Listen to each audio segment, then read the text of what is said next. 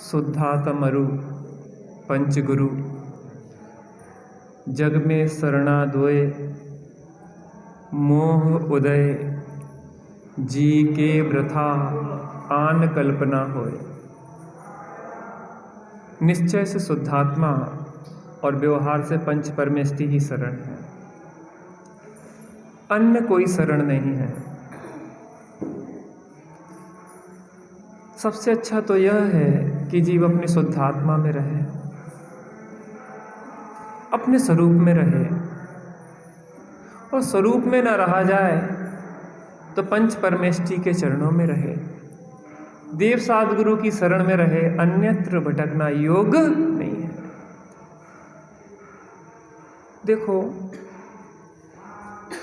हर चीज की एक गुणवत्ता होती है, क्वालिटी होती है, उन गुणों के आधार पे ही निर्णय किया जाता है। मीठा चाहिए तो मीठा कैसे कहते हैं? जिसमें मिठास हो। नमक, खारापन चाहिए तो काय में ढूंढेंगे? नमक में। तीखापन चाहिए तो काय में ढूंढेंगे? मिर्च में। जो गुण होते हैं वो किसी गुणी के आधार से होते हैं। किसके आधार से होते हैं? गुणी के आधार से होते हैं। जो देव होते हैं, देव के कुछ गुण हैं। सच्चे जो देव हैं उनके कुछ गुण हैं, कुछ विशेषताएं हैं, और उनकी विशेषता है कि देव ऐसे होना चाहिए जिनका जो ज्ञान है वह पूर्ण ज्ञान हो गया हो, अर्थात उनका ज्ञान पूर्णता को प्राप्त हो गया हो। दूसरा देव में गुण होना चाहिए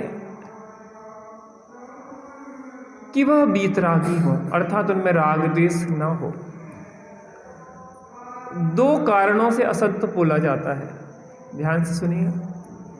दो कारणों से असत्य बोला जाता है, एक तो अज्ञानता के कारण और दूसरा राग द्वेष के कारण। बच्चों काय के कारण? एक तो अज्ञानता के कारण और दूसरा राग द्वेष के कारण क्या बोला जाता है? असत्य बोला जाता है, झूठ बोला जाता है।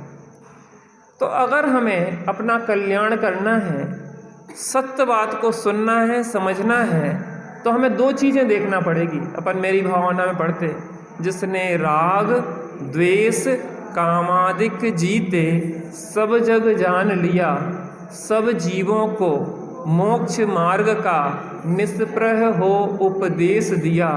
बुद्ध, वीर, जिन, हरिहर, ब्रह्मा, अल्लाह, ईश्वर, जो तुम्हें कहना हो, कोई नाम रख दो, हमें इससे कोई वचन विवाद नहीं है। नामों में कुछ नहीं रखा। अगर रावण का नाम राम रख दिया जाता और राम का नाम रावण रख दिया जाता तो हम आज रावण के गीत गाते। नाम में कोई दोष नहीं है, क्योंकि राम और रावण की राशि तो एक ही है ना। कृष्ण और कंस की राशि तो एक ही है ना। कृष्ण का नाम कंस रख देते, कंस का नाम कृष्ण रख देते, कोई फर्क नहीं पड़ता, हम कंस के गीत गाने लगते, उनकी विशेषता बखान करने लगते। नाम में कोई दिक्कत नहीं है, क्योंकि राशि तो एक ही है। गांधी और गोडसे की राशि एक ही है। गोडसे का नाम गांधी रख दो, चाहे गांधी का नाम गोडसे रख दो। सूर्पणखा की और सीता की एक ही राशि है, अपने यहाँ जिसको चंद्रनखा कहते हैं। नामों में कुछ दिक्कत नहीं है, हमें चाहिए है गुण, विशेषताएं। क्या चाहिए है? विशेषताएं। विशेषताओं से अपन पारखी है ना। सोने का नाम चांदी रख दो, चांदी का नाम सोना रख दो, कोई दिक्कत नहीं है। हम चांदी कहेंगे तो समझ लेंगे कि वो पीली पीली होती है ना, वो चांदी कह रहे हैं, और जो सफेद सफेद होता वो सोना कह रहा है, क्योंकि नाम पलट दिया ना हमने। तो नाम में कोई दम नहीं है। जो भी विशेषताएं हैं उस वस्तु में होना चाहिए। देव की जो विशेषता है, देव उसे कहते हैं जो वीतरागी और सर्वज्ञ हो। कौन है देव? सच्चा देव कौन है? जो वीतरागी और सर्वज्ञ है। हमें कोई वचन विवाद नहीं है, हमें किसी से द्वेष नहीं है, हम निष्पक्ष होकर कसौटी रख रहे हैं। निष्पक्ष होकर कसौटी रख रहे हैं। आप अपने सोने को ले जाइए और अपने सोने को आप उस पर कसिए और आप खुद देख लीजिए कि कितना कैरेट का है। अब किसी कंपनी ने ऐसी जगह जगह वो सोने की जांच की मशीन रख दी थी, मेरे सुनने में आया था, कितना सही है कितना गलत है। फिर बाकी जो नकली सोना बेचने वाले थे उनने वो हटवाई कि इससे तो हमारा सोना बिकना ही बंद हो जाएगा, क्योंकि जब असली नकली की सोने की परख व्यक्ति को हो जाएगी तो नकली कौन खरीदेगा। यहाँ पे व्यक्तियों के नाम नहीं है, हमें महावीर भगवान से कोई राग नहीं है और अन्य किसी से द्वेष नहीं है। पुरुषार्थ सिद्धि उपाय में आचार्य अमृतचंद स्वामी ने जो मंगलाचरण किया, तज्जयति परम ज्योति समम समस्तैर अनंत पर्याय दर्पण तलिप सकला प्रतिफलति पदार्थ मालका यत्र।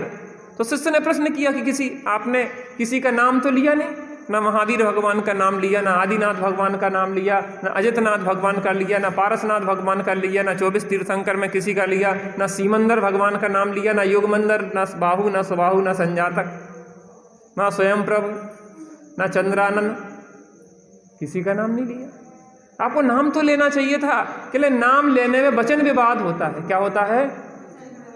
व्यक्तियों के नामों के बहुत व्यामोह है। आपने उनको पूजा, उनको नहीं पूजा, आपने उनको स्मरण किया, उनका नहीं किया। हमें तो नाम से कोई मतलब नहीं है, हमें क्या चाहिए है? काम।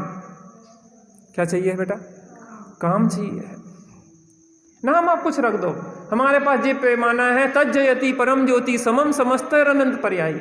मैं उस परम ज्योति को नमस्कार करता हूं कि जिसकी एक समय की पर्याय में सकल द्रव्य के गुण अनंत पर्याय अनंता जाने एक ही काल प्रगट केवली भगवत। मैं उस परम ज्योति को, तज्जयति परम ज्योति, वह जयवंत बरते, वह ज्योति परम ज्योति उत्कृष्ट चेतना का प्रकाश जयवंत बरते, समम समस्त अनंत पर्यायी दर्पण तलिब सकला प्रतिफलति पदार्थ मालका यत्र। स्पष्ट जैसे दर्पण में पदार्थ झलकते हैं, वैसे उनके स्वच्छ ज्ञान में समस्त लोकालोक झलकता है। इसलिए उनकी वाणी कभी असत्य नहीं होती है। जो भी खोज पे निकलेगा निरपेक्ष रूप से, तो अंतो गत्वा इन्हीं गुणों पे पहुंचेगा। निरपेक्ष रूप से बात कर रहा मैं, हम जैन हैं सो हम जैन धर्म की बातें कहें, वो दूसरे में हैं तो वो दूसरे जैनेतर बात करें। इन बातों में नहीं है कि हम जैन हैं सो हम तो अपनी बात को सही कहेंगे। हम आपको निष्पक्ष रूप से कसौटी दे रहे हैं।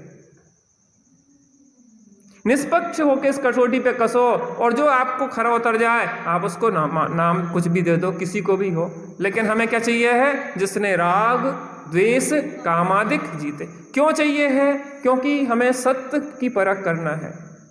दो कारणों से असत्य बोला जाता है, या तो अज्ञानता से या राग देश से। जिसके अज्ञानता ना हो, जिसके राग देश ना हो, उनके चरणों में हमारा सत बंधन है, अभिनंदन है।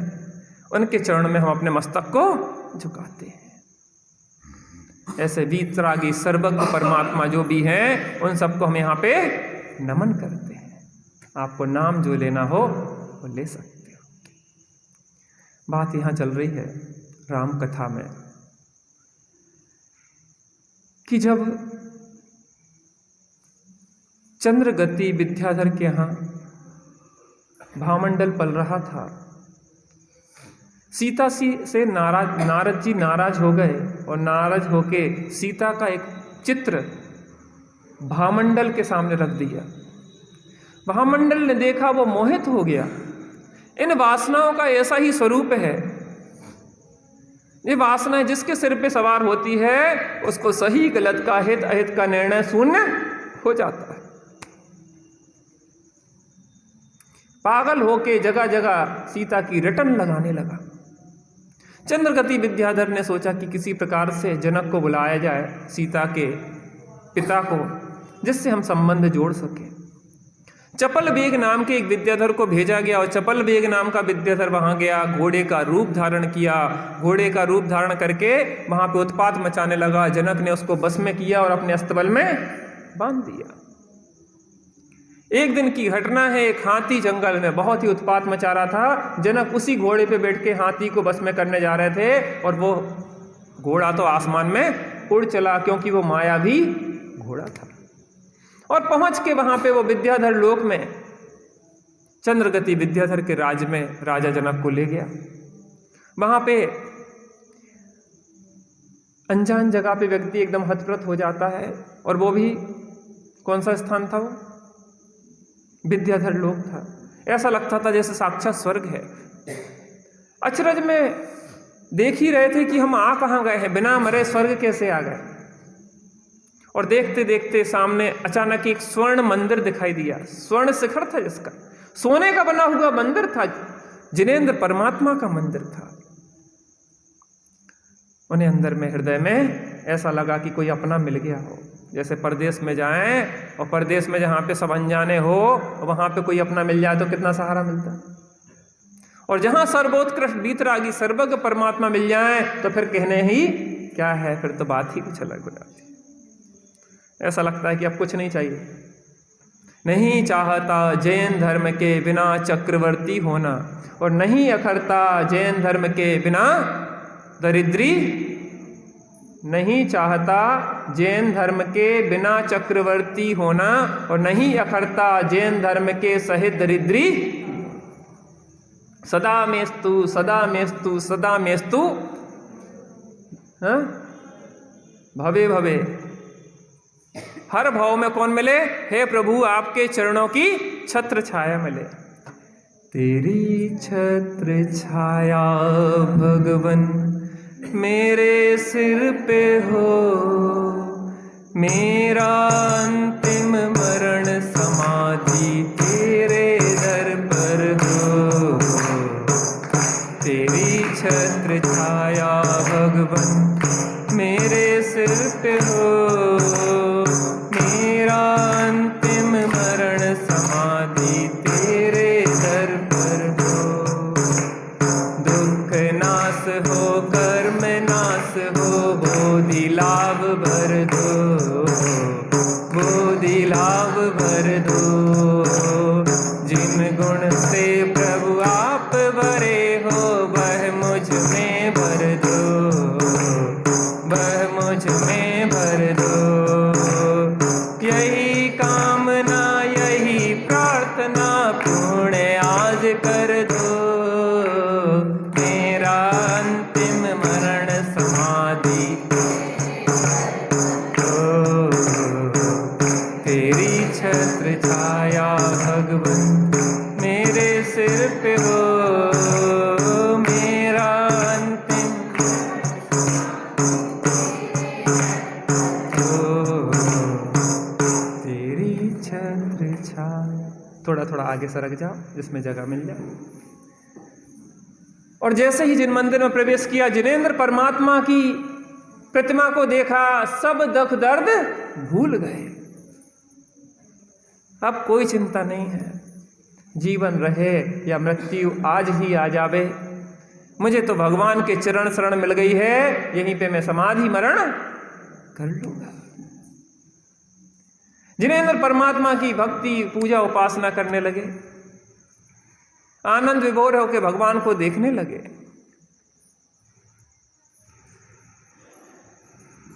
भगवान के एक एक अंग को देखो, इतनी जल्दी में नहीं रहो कि भगवान को देख ही ना पाओ। हमें ऐसा लगता है कि बस हम एक औपचारिकता में मंदिर आ जाते हैं, सुबह आए दौड़ के तो एक कूपन काय के लिए ले लिया, चाय का। चाय नहीं पीते आप लोग? एक कूपन काय के ले लिया, पानी बिना मंदिर के नहीं पीते तो पानी पी लेते। दूसरा कूपन आए सो भोजन का ले गए, सुबह से दर्शन करवे आए सो एक पानी पीवे को कूपन मिल गया, और दूसरो आए तो दर्शन को कूपन ले गए, जैसे भगवान कूपन बांट रहे हो। अरे ऐसी औपचारिकताओं से धर्म होता नहीं है। धर्म कोई औपचारिकता नहीं है। भगवान को देखो और देखते रहो।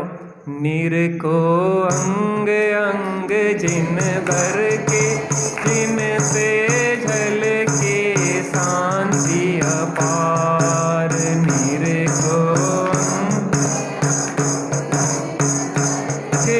जिन से झलके शांति अपार, झलके शांति अपार। प्रभु जी झलके शांति अपार, झलके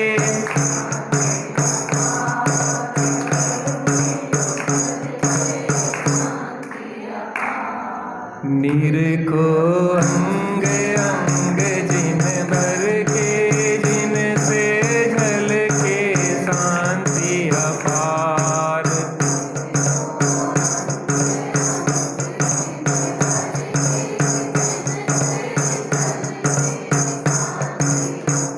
चरण युगल जिन बर कहें, घूमा सब संसार। चरण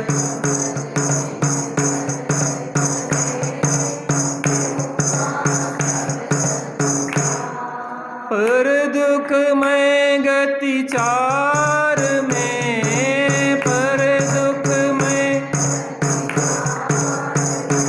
निज आत्म तत्व ही सार। याते पद्मासन विराजे, जिनसे झलके शांति अपार। नीर को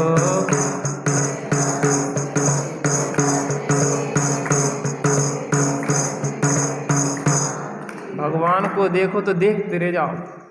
अगर जैनी है सो दुखी नहीं, और दुखी है सो जैनी। जिसको शिकायत है हम इनसे परेशान है, हम इनसे परेशान है, हम इनसे परेशान है, उन्हें भगवान को देखा ही नहीं। भगवान तो ये कह रहे हैं कि तुम किसी दूसरे से परेशान नहीं हो, तुम अपने को देखे बिना परेशान हो, हैरान हो, और अपने को देख के ही परेशानी का अंत होने वाला है। कहीं बाहर, तुम बाहर में देखोगे तो समस्या है, और अंदर में देखोगे तो समाधान है। किसी दूसरे से क्या समाधान मिलेगा? दूसरे को देखा तो समस्या है। जीव नाना कर्म नाना, लब्धि नाना विद कही, अतएव वर्जित बात है सौ पर समय के। दूसरे की तरफ क्या देखना, सबके उदयों की बड़ी विचित्रता है। भगवान को ऐसे देखो कि देखते रह जाओ, और जिस क्षण भगवान को हम अच्छी तरह से देख लेंगे, चित्त अपने आप शांत होना शुरू हो जाएगा, समाधान अपने आप होना शुरू हो जाएंगे, और परिणति जब अंतर्मुखी होगी तो अतीन्द्रिय आनंद के झरने